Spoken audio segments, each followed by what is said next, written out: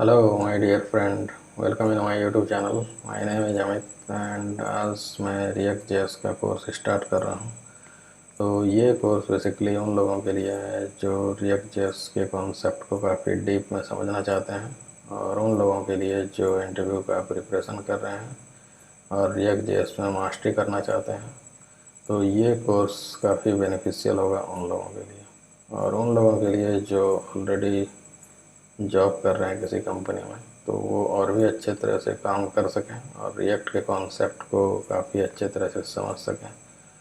तो उन सभी लोगों के लिए ये कोर्स काफ़ी इम्पोर्टेंट होने वाला है। तो आइए स्टार्ट करते हैं रिएक्ट जेएस के कोर्स को। तो चलते हैं हम लोग एक डॉक में। तो यहाँ पर हम एक डॉक ओपन कर रहे हैं।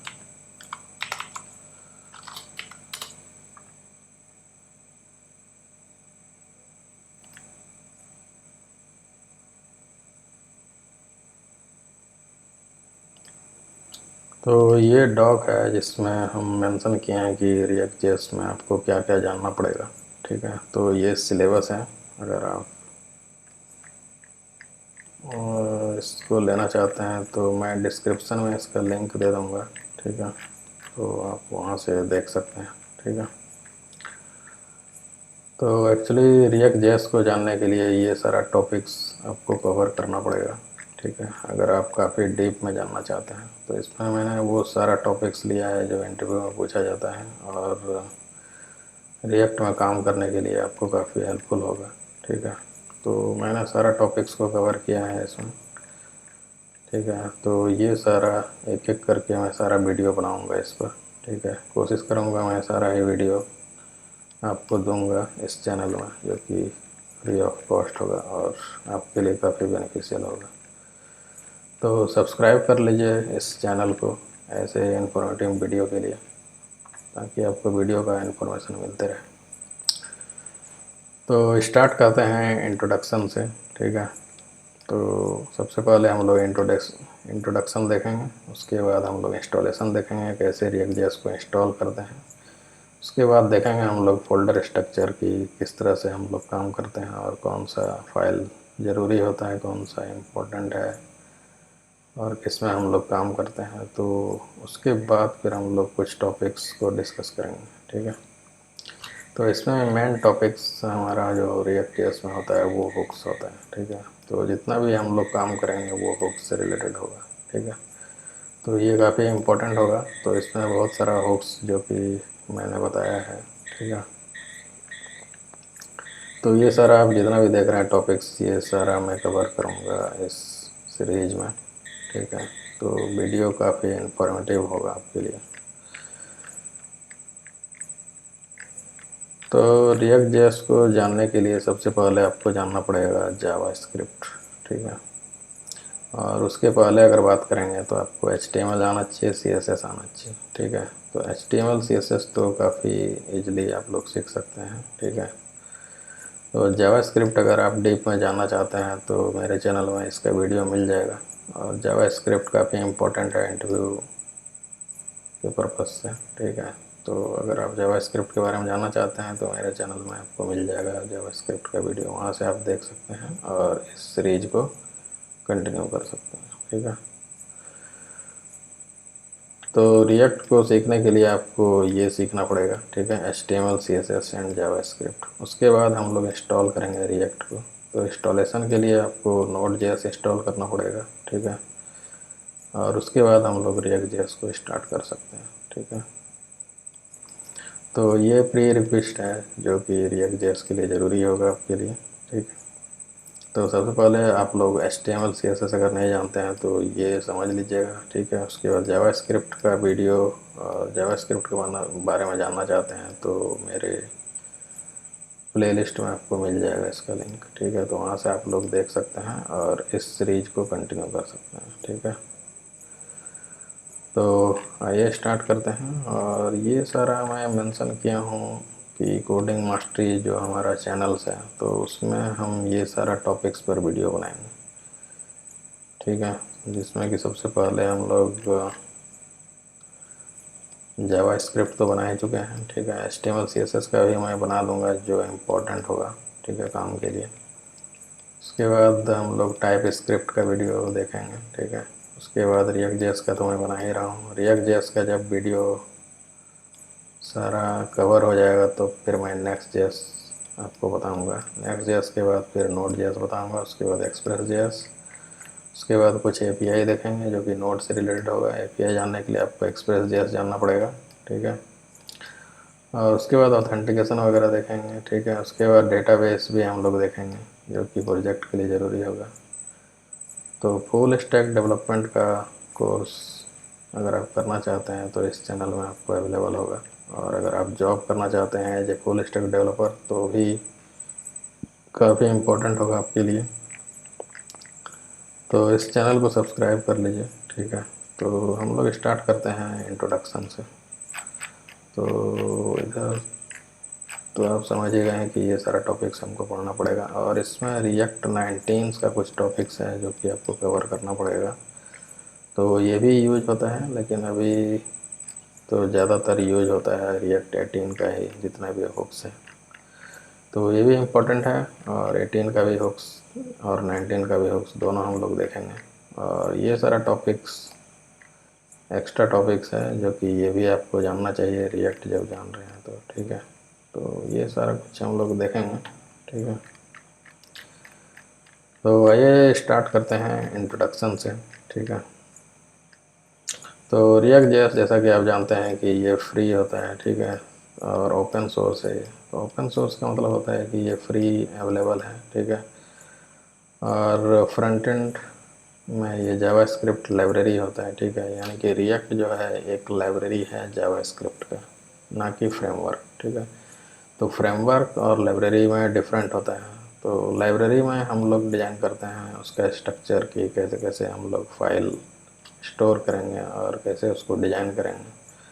तो लाइब्रेरी में जस्ट एज आप किसी भी फंक्शन को यूज करते हैं और उसमें काम करते हैं। लेकिन फ्रेमवर्क में ऐसा नहीं होता है, जो कि हम लोग नेक्स्ट जेएस में हम लोग देखेंगे। तो नेक्स्ट जेएस एक फ्रेमवर्क है, जबकि रिएक्ट जेएस जो है एक लाइब्रेरी है जावास्क्रिप्ट का। तो ये याद रखिएगा। तो फ्रेमवर्क जो होता है एक ऑलरेडी डिजाइंड होता है पहले से ही, ठीक है। उसमें स्ट्रक्चर्ड वे में सारा फोल्डर होता है। और इसमें ऐसा आपको नहीं है, इसमें आप कहीं पर भी कोई भी फाइल रख सकते हैं क्योंकि ये जावास्क्रिप्ट लाइब्रेरी है, ठीक है। और इसमें हम लोग यूआई बनाते हैं, ठीक है। यूआई इंटरफेस जो होता है जैसा कि आप लोग जानते हैं, ठीक है। और सिंगल पेज एप्लीकेशन बनाने में रिएक्ट जेएस का यूज होता है, ठीक है। तो सिंगल पेज एप्लीकेशन क्या होता है ये तो आप लोग जानते ही होंगे, ठीक है। सिंगल पेज एप्लीकेशन में जैसे कि हम लोग कोई पेज ओपन करते हैं, ठीक है।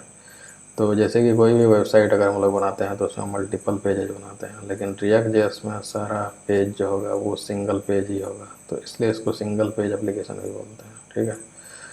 तो उस तरह का यूआई बनाने के लिए हम लोग रिएक्ट जेएस का यूज करते हैं, ठीक है। तो रिएक्ट जेएस को फर्स्ट टाइम जो इंट्रोड्यूस किया गया था वो फेसबुक के थ्रू 2011 में किया गया था। उसके बाद इंस्टाग्राम में रिएक्ट जेएस का यूज हुआ 2012 में। और उसके बाद 13 में ये लॉन्च हुआ था, ठीक है। पब्लिकली लॉन्च हुआ था 2013 में।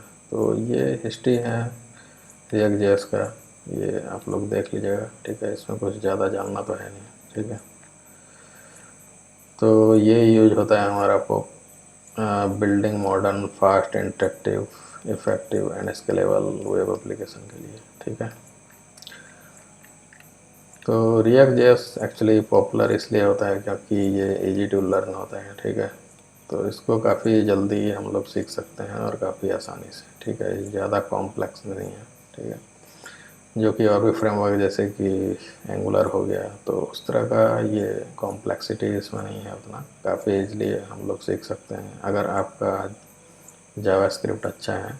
अगर आप जावास्क्रिप्ट अच्छे से जानते हैं तो रिएक्ट जेएस काफ़ी अच्छे से सीख सकते हैं, ठीक है।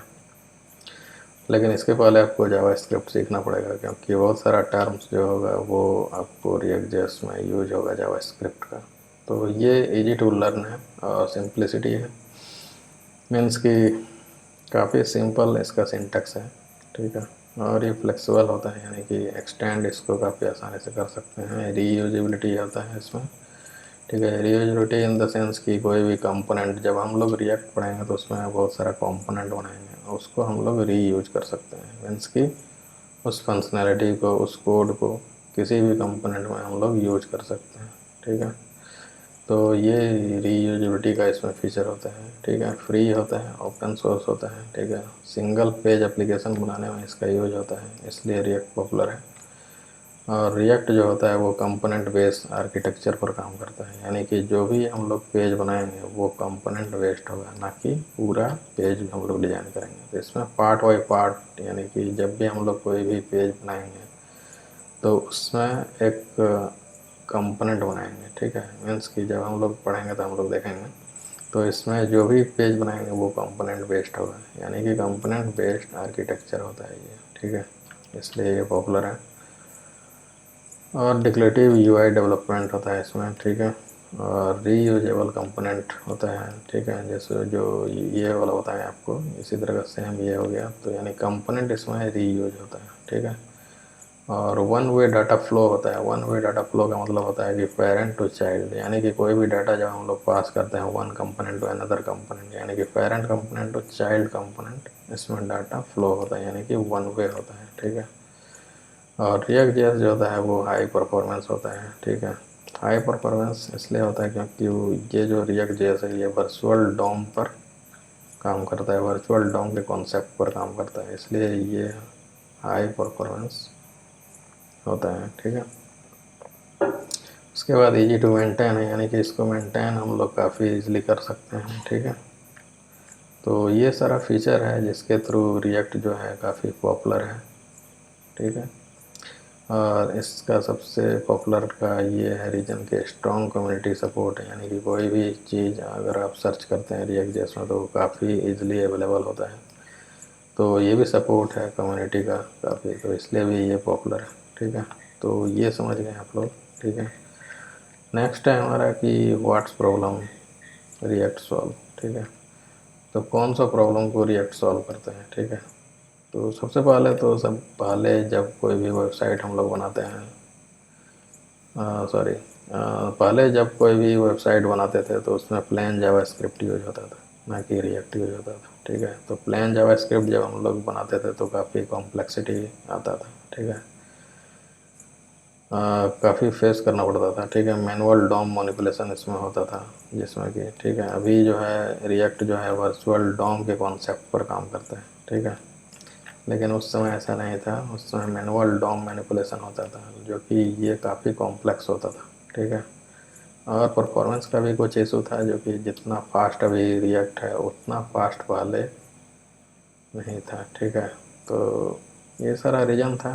कोड रीयूजेबिलिटी भी प्रॉब्लम था कि वो सारा कोड हम लोग को फिर से लिखना पड़ता था, उसमें कोई भी कंपोनेंट का कॉन्सेप्ट नहीं था, ना ही कोई रीयूजेबिलिटी का कॉन्सेप्ट था। तो ये कोड रीयूजेबिलिटी प्रॉब्लम को भी सॉल्व करता है, ठीक है।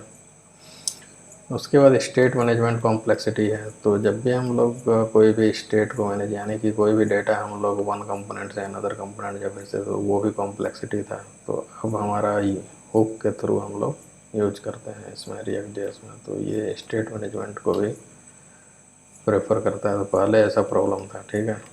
और ये स्केलिंग प्रॉब्लम को भी दूर करता है, रीयूजेबिलिटी प्रॉब्लम को दूर करता है, ठीक है। तो जैसे जैसे कोड हमारा कॉम्प्लेक्स कोड लंबा होता जाता था, यानी कि प्रोजेक्ट जैसे जैसे ग्रो करता था उस तरह से कोड बिकम्स मैसी, यानी कि कोड जो होता है कॉम्प्लेक्स होते जाता था, ठीक है। डिबग करने में थोड़ा सा हार्ड होता था, ठीक है, मैनेज करने में हार्ड होता था। तो ये सारा प्रॉब्लम था पहले जब हम लोग कोई भी जावा स्क्रिप्ट में प्रोजेक्ट बनाते थे। तो अब लेकिन रिएक्ट आ गया तो ये सारा प्रॉब्लम नहीं होता है, ठीक है। तो इस प्रॉब्लम को ओवरकम करने के लिए रिएक्ट आया है, ठीक है। तो ये सारा हम लोग देख लिए, ठीक है। तो how to solve this problems, ठीक है। तो रिएक्ट जो है ये वर्चुअल डॉम के कॉन्सेप्ट पर काम करता है, इसलिए इसका परफॉर्मेंस काफ़ी अच्छा होता है, ठीक है। तो ये वर्चुअल डॉम क्या होता है, वर्चुअल डॉम हम लोग देखेंगे आगे, ठीक है। तो actually virtual DOM JavaScript object होता है, ठीक है। तो देखते हैं हम लोग वर्चुअल डॉम कैसे काम करता है, आगे देखेंगे, ठीक है। तो ये एक्चुअली रिएक्ट जो है वर्चुअल डॉम के कॉन्सेप्ट पर काम करता है, तो इसलिए इसका परफॉर्मेंस अच्छा होता है, ठीक है। और ये कंपोनेंट बेस्ड आर्किटेक्चर है, ठीक है। और स्टेट मैनेजमेंट तो जो कि हम बता ही चुके हैं कि स्टेट हम लोग मैनेज कर सकते हैं इसमें काफ़ी ईजिली, और वन वे डाटा फ्लो होता है इसमें, ठीक है। और किसी भी कंपोनेंट को एफिशिएंटली अपडेट कर सकता है, ठीक है। तो कैसे रिएक्ट कैसे काम करता है वो भी हम लोग देखेंगे, ठीक है। जो कि हम लोग डिफिंग और फाइबर इसमें कॉन्सेप्ट आता है, ठीक है। तो इसको भी हम लोग आगे देखेंगे। उसके बाद है व्हाई यू चूज रिएक्ट, ठीक है। रिएक्ट को हम लोग क्यों चूज करते हैं? तो रिएक्ट को चूज करने का रीज़न है कि हाई परफॉर्मेंस ऐप अगर हम लोग बनाना चाहते हैं तो रिएक्ट में हम लोग बना सकते हैं, ठीक है। उसके बाद जॉब अपॉर्चुनिटी भी बहुत है इसमें रिएक्ट में। आप जैसा कि जानते हैं कि अगर फ्रंट एंड में जाना चाहते हैं तो रिएक्ट में काफ़ी अपॉर्चुनिटी है, ठीक है। तो इसलिए हम रिएक्ट को चूज करते हैं। और एक अच्छा वेबसाइट अगर बनाना चाहते हैं हम लोग तो बना सकते हैं, इंटरेक्टिव वेबसाइट बना सकते हैं, ठीक है। स्टैटिक भी बना सकते हैं, ठीक है। तो ये सारा फीचर है जिसके चलते हम लोग रिएक्ट को चूज करते हैं, ठीक है। उसके बाद हम लोग देखेंगे कि रिएक्ट कैसे काम करता है, इसका इंटरनल वर्किंग फ़्लो क्या होता है, ठीक है। तो ये हम लोग देखेंगे। तो सबसे पहले हम लोग इसमें समझना पड़ेगा कि रिएक्ट का जब भी हम लोग कोई भी फाइल बनाते हैं, ठीक है, तो वो कैसे रन करता है, ठीक है। तो उसको समझने के लिए ये मैं डायग्राम बनाया हूँ कि वो कैसे रन करता है इंटरनली, और रिएक्ट जेएस इंटरनली कैसे काम करता है। तो सबसे पहले कोई भी जो फाइल होता है, जो हमारा index.html फाइल होता है, जब हम लोग रिएक्ट का फोल्डर स्ट्रक्चर देखेंगे तो उसमें एक index.html फाइल होगा, ठीक है। तो जब भी रिएक्ट का प्रोजेक्ट रन करता है तो सबसे पहले index.html लोड होता है, ठीक है। तो जब भी index.html लोड होता है तो यहाँ पर हमारा पार्सिंग होता है, ठीक है। तो पार्सिंग HTML का पार्सिंग होता है। उसके बाद पार्सिंग होने के बाद क्रिएट इंटरनल रियल डॉम बनता है, ठीक है। सो इनिशियल रियल डॉम जो होता है डॉम ट्री, ठीक है। तो पार्सिंग होने के बाद ही, यानी कि जब index.html लोड होता है, ठीक है, डाउनलोड होता है, यानी कि जब ब्राउज़र पर ये डाउनलोड होता है तो उस समय पार्सिंग होता है। पार्सिंग के थ्रू रियल डॉम क्रिएट होता है, ठीक है, इनिशियल रियल डॉम, ठीक है, जो कि ब्राउज़र के द्वारा मैनेज होता है, ठीक है, नॉट रिएक्ट। यानी रिएक्ट के द्वारा ये रियल डॉम नहीं बनता है, ब्राउज़र के द्वारा बनता है, ठीक है। तो सबसे पहले क्या हुआ, index.html लोड होता है, उसके बाद फिर पार्सिंग होता है, पार्सिंग के बाद रियल डॉम बनता है, रियल डॉम बनने के बाद हमारा जावास्क्रिप्ट फाइल जो होता है वो लोड होता है, ठीक है, जो कि index.js है, ठीक है। ये लोड होने के बाद फिर रिएक्ट का काम स्टार्ट होता है, ठीक है। तो रिएक्ट के थ्रू जो होता है पेज जो होता है, जो कि HTML का पेज होगा, ठीक है, वो हमारा रेंडर होगा, ठीक है। तो रेंडर होने के बाद जो होता है वो JSX रिटर्न करता है, यानी कि जो भी हम लोग कोड रिएक्ट जेएस में लिखते हैं वो एक JSX के फॉर्म में होता है, ठीक है। तो वो JSX रिटर्न होता है, और JSX के बाद जो रिटर्न जो होता है वो बेबल कंपाइलर एक होता है, ठीक है। तो बेबल कंपाइलर के थ्रू JSX कोड जो होता है वो कंपाइल होता है, ठीक है। कंपाइल होने के बाद रिएक्ट का एलिमेंट बनता है, ठीक है। तो रिएक्ट एलिमेंट बनता है, जो रिएक्ट एलिमेंट जो बनता है वो वर्चुअल डॉम फिर उसका क्रिएट होता है, ठीक है। यानी कि रिएक्ट एलिमेंट जब बनता है तो उसी समय वर्चुअल डॉम बनता है, ठीक है। वर्चुअल डॉम क्या होता है, जावास्क्रिप्ट ऑब्जेक्ट होता है, ठीक है। वर्चुअल डॉम जो होता है वो जावास्क्रिप्ट ऑब्जेक्ट होता है, और जावास्क्रिप्ट का मेमोरी में वो एग्जिस्ट करता है, ठीक है। तो virtual DOM is a light weight JavaScript representation of the UI created by React, ठीक है। तो रिएक्ट के थ्रू वर्चुअल डॉम बनता है जो कि यूआई का रिप्रेजेंटेशन होता है, ठीक है, जो कि जावास्क्रिप्ट ऑब्जेक्ट होता है, ठीक है। तो वर्चुअल डॉम बनने के बाद फिर फाइबर ट्री बनता है, ठीक है। तो फाइबर ट्री जो होता है वो हेल्प करता है रिएक्ट को स्मूथली वर्क करने के लिए, ठीक है। इसके बाद हमारा फिर रेंडर पेज स्टार्ट होता है, ठीक है। रेंडर पेज में क्या होता है कि जो वर्चुअल डोम बनता है, ठीक है, जो कि न्यू वर्चुअल डोम बनता है, रेंडर पेज जब स्टार्ट होता है तो एक न्यू वर्चुअल डोम बनता है, ठीक है। तो ये न्यू वर्चुअल डोम तब बनता है जब हम कोई भी कंपोनेंट में कुछ चेंज करते हैं। अगर नहीं चेंज करेंगे तो ये वर्चुअल डोम के थ्रू ही यूआई में डिस्प्ले हो जाता है। अगर हम लोग कुछ चेंज करते हैं तो फिर एक न्यू वर्चुअल डोम बनता है, ठीक है, इसके बिहाफ पर, यानी कि इसी के जैसा एक और वर्चुअल डोम बनता है जो कि न्यू वर्चुअल डोम होता है, ठीक है। तो यहाँ पर कंपेयर फिर होता है, ठीक है। रिकन्सिलेशन फेज जब आता है, यानी कि रेंडर फेज जब आता है तो उसमें रिकन्सिलेशन फेज आता है, ठीक है। तो रिकन्सिलेशन फेज में क्या होता है कि जो पहले का जो वर्चुअल डोम है वो इस वर्चुअल डोम से जो न्यू वर्चुअल फिर से बना, ठीक है, तो उस वर्चुअल डोम यानी कि इस वर्चुअल डोम और ये न्यू वर्चुअल डोम, इस दोनों वर्चुअल डोम में कंपेयर होता है, यानी कि compare previous virtual dome with new virtual dome. तो इसी प्रोसेस को बोलते हैं रिकन्सिलेशन, यानी कि प्रीवियस वर्चुअल डोम जो बनता है उसके थ्रू न्यू वर्चुअल डोम से कंपेयर होता है, यानी कि जो प्रीवियस वर्चुअल डोम है उससे न्यू वर्चुअल डोम का कंपैरिजन होता है और उस प्रोसेस को बोलते हैं रिकन्सिलेशन, ठीक है। तो दोनों वर्चुअल डोम में कंपेयर होता है, अगर कुछ चेंज होता है तब फिर वो रिफ्लेक्ट होता है, ठीक है। तो इस दोनों का फिर कंपैरिजन होता है यहाँ पर, ठीक है, रेंडर फेज में।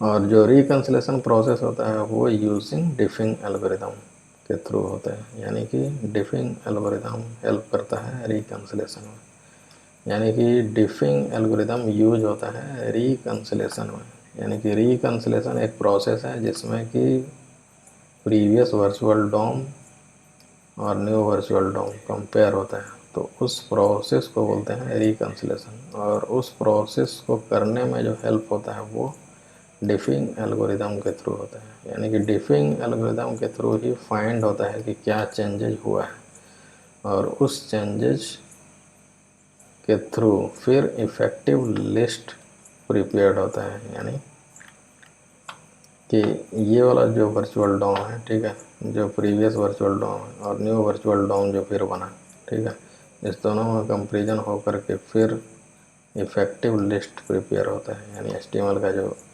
लिस्ट है, ठीक है, नोड जो है, ठीक है, तो वो क्रिएट होता है इफ़ेक्टिव लिस्ट। उसके बाद फिर ब्राउज़र में कोई अपडेट अभी नहीं होता है, ठीक है, तो यहाँ पर लिस्ट बन गया। उसके बाद फिर आता है कमिट फेज, ठीक है। तो कमिट फेज में क्या होता है,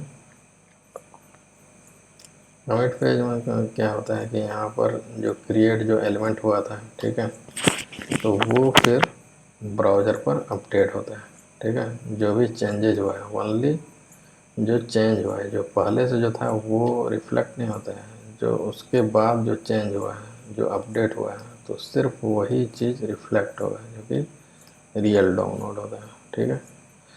तो रियल डोम में क्या होता है, जो वर्चुअल डोम जो दोनों कंपेयर होकर के जो मिला, जो नोड क्रिएट हुआ, वो रियल डोम में फिर जा कर के अपडेट होता है और वही हम लोग को दिखता है, ठीक है।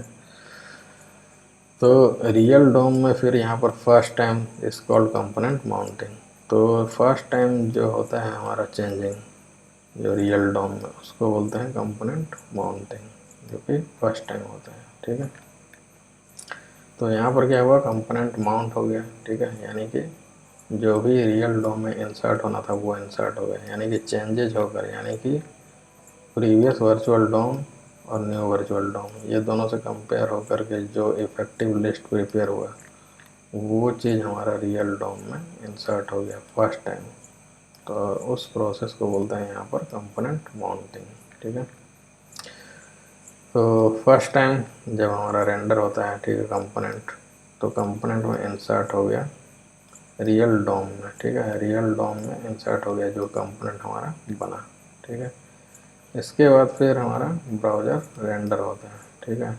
ब्राउज़र रेंडर में क्या होगा कि अपडेटेड UI डिस्प्ले हो जाएगा यूज़र के लिए, ठीक है। तो जो रियल डॉम में अपडेट हुआ वही हमारा यहाँ पर यूआई में डिस्प्ले हो जाएगा।